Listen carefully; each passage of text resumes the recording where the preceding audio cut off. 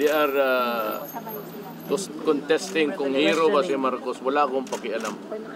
Whether hero siya o hindi, pagkasundalo siya, dyan siya. Yung hero-hero politika na yan eh.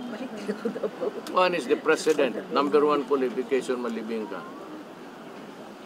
Tapos pangalawa, sundalo ka.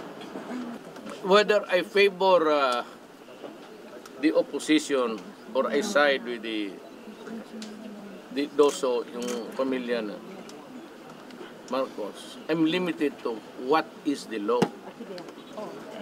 This issue has divided the nation. Lahat ng Ilocano say that si Marcos talaga hero. Or there is the law that favors the Burial. So why should I... Bakit pa ako pag dilidali ibang presidente ayaw? Hero. Hindi hero, di hindi. Sundalo, oko. Maganda siyang presidente. Depends. Almost half of the country says that he was a good president. Lalo na mga Ilocano. O di nasasaktan sila nitong ginagawa ngayon. So hindi nahihil yung... Lahat ng Ilocano, ang sikreto lang, may galit yan. Sa kanilang kapwa Ilocano. Several millions out of the 100 No, I don't think million so. You know why? Filipinos. You know why hindi mag-abot ng milyon yan? Tignan mo pagtakbo ni Bongbong. Ilang diferensya lang sila. It's about 200,000.